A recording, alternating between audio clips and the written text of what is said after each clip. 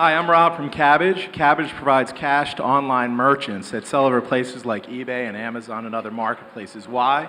Because banks suck at innovation. I think the best innovation in the last 50 years for our banks was the lollipop at the drive-through window.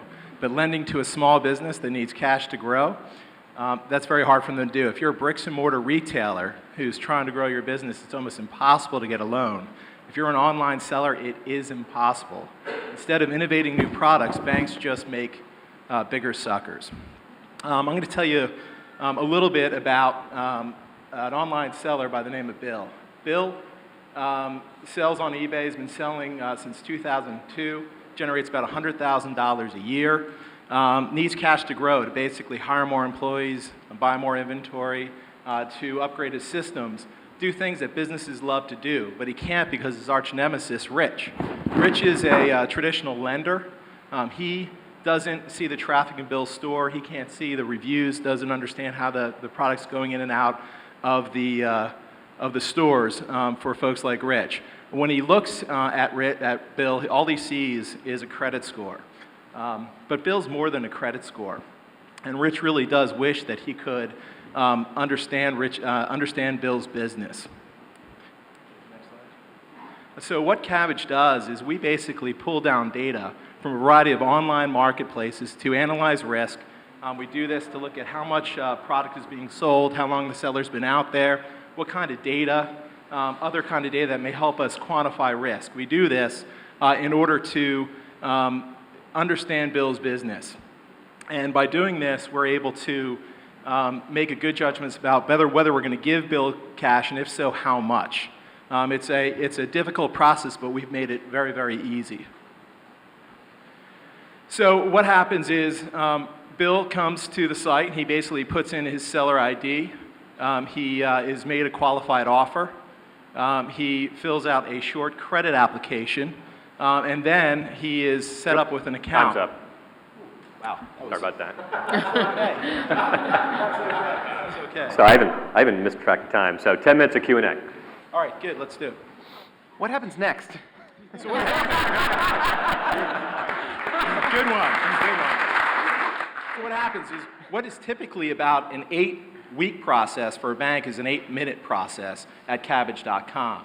And so what happens is, once this is set up, Bill can actually come out and actually pull down as much cash as basically we make an offer anywhere from, so say we make you an offer for $10,000, you can either take out $100 or all the way up to $10,000. When you take out that money, that's a separate transaction, and what we're able to do is basically treat that as a separate transaction that you pay back over 6 months. What's your upper limit? Pardon me? What's your upper limit? Upper limit, right now we're doing $2,000 to $12,000. We're about to up that to about $20,000. And by the way, to commemorate, see the biggest bank innovation was the lollipop, as I said. To commemorate that, there's a lollipop under each of your seats to allow you to enjoy that during the Q&A session. Didn't have time to say that before.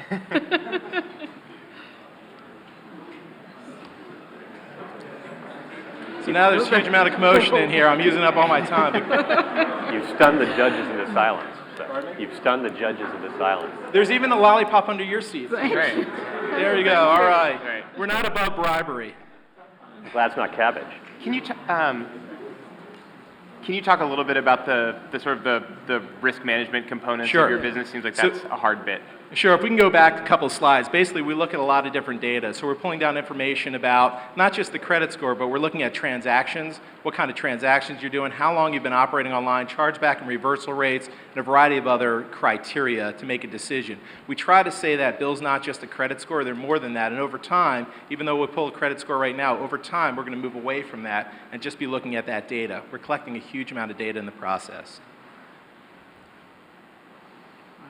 And how does regulation figure into your business? Sure. Right now we're operating as a merchant cash advance business, so it's a state-by-state regulatory scheme. We're a commercial product, so it's really just an agreement between us and the online merchant. It's not a lending relationship. This is not a loan. We're actually buying future receivables from these customers. So, hey, who do you perceive as your competition? Competition right now is just maybe other credit cards that are out there, but typically these sellers don't have enough credit available to them to go out. So what they use this money for is to go out and buy inventory, upgrade their systems, hire more employees. And that's something that traditionally they can't. Now, it's possible other businesses try to get into this, but we think that we've developed a pretty robust system. This is not a simple technology system. It's a simple idea, simple process, but it took a lot to put it together. What's your default rate? What's our what? Default rate. Right now, so we've had well over 1,000 transactions, many hundreds of customers, and we have zero delinquency. And the reason we have that, one of the key reasons, is we're integrated with eBay and PayPal. And via PayPal, what we're able to do is sign every seller up to a billing agreement. So automatically on the pay date, the money is pulled back in on a monthly basis. So you have 1,000 customers? Is that No, we don't have. We have hundreds of customers right now, several hundred customers. But we've done, so every time they pull down cash, it's treated as a separate transaction. So we've done more than 1,000 transactions. We've gone through more than 1,000 pay dates for those transactions. And how do the usury laws reflect on your kind of business? Is it the same as in the banking business? It's Or actually, because it's actually different. We're actually operating as a sort of a merchant cash advance, although our rates are substantially, if you're not familiar with that business, it happens in the offline world, typically with restaurants and other types of dry cleaners and folks like that. But we have a rate that more approximates a lending rate, but at the same time, we're not subject to a lot of the regulatory scheme that you might see in other businesses. So then why do you give a rate that approximates more to a lending rate as opposed to, you know, the factoring rates that would be more like a 20% versus a bank rate that might be more like, I don't know, 7 to 9% at the moment? Yeah, so the reason we do it is simply because we believe that, you know, these are businesses. We'd like to closer approximate a lending rate. We can. We have a very low acquisition cost. The nice thing is all these sellers are online, so our acquisition cost is very low as compared to a lot of these other models. So we can pass those savings through to our customers. Also, our default rate right now I'm not saying it's going to be zero forever, but our default rate is very, very low. And those two key components, and we're also able to obtain debt capital at a fairly low rate. So we're able to pass a lot of that on. Right now, it's about growing the business and getting it out to a lot of these customers. What is your growth plan, your expansion plan, and where are you primarily operating right now? What are you seeing? Yeah, we primarily operate with PayPal merchants and more specifically with eBay merchants. We're quickly moving to the other marketplaces, so Amazon, Etsy, Caboodle, Ubid, Overstock, as well as folks that operate independent online stores. A goal is we need to be able to understand the kind of revenue they're doing across all these marketplaces to give them enough cash to make it meaningful in their business. If we can't do that, then we're not going to be successful. And how are you funded? We're funded. We've raised just under $9 million in equity. We've also raised many millions in debt. So we actually look at both of those. We use some of our equity to fund these receivables that we generate. We're also leveraging debt. There's the nice thing, really, really hard to start a financial services business in the middle of the financial crisis a couple of years ago. But the benefit is when you ramp out of it, the capital becomes a little bit more loose, and you can actually obtain that capital. Hey, look at the good side. You don't have a line of people out your door trying to get their money out the bank. Yours is already in there. So some good side on that. Don't you think the banks, though, are going to come compete with you? Are you going to take eventual customers away from them? No, there's a couple of answers to that. One is banks really have a hard time with technology, period. Less than 40% of all banks have an automated underwriting process, and their definition of automation is like they use a calculator.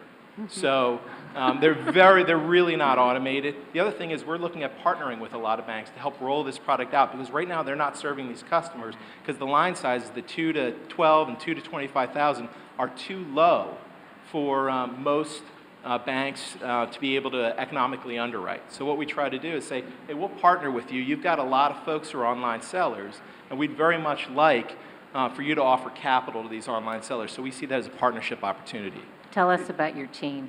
Team, okay, so my background, lawyer by background, don't hold it against me. I was with Security First Network Bank, world's first internet bank many years ago. I've also worked in a variety of financial services. Catherine Petralia, who's a co-founder, has done a tremendous number of financial and technology startups, but also launched many products with CompuCredit, a large, diversified financial services organization out of Atlanta. Mark Gorlin, who's over that way, was a co-founder of Vertical One, which sold to S1 Technologies, a big financial technology company, and rolled into Yodlee, which is a big data aggregator. So we've got a lot of deep expertise. A couple other folks I'd like to mention. Blue Run Ventures is an investor in us. They were the original money in PayPal. UPS is an investor in us. Every one of our future customers is also a UPS customer, so there's a great strategic fit there. David Bonderman's an investor, co-founder of Texas Pacific Group. Warren Stevens, CEO of Stevens Inc. out of Little Rock. So we've got folks who can really help us get to where we're going. Why doesn't PayPal get into this business? Because they want us to do it, quite simply. PayPal has been a great partner. We're part of their X.com development platform. We were finished number 2 in their X.com application awards back in October. They are looking to have platform providers provide a lot of services, and we're one of those. We're sort of a close partner of PayPal in this. Been great to us. By the way, a shout out to PayPal. They've been great. As well as Microsoft people, they've been, the BizSpark program's been huge for us. And it's helped save us a lot of money and helped us really grow. Okay, if there's no more questions. Thank you. Good job.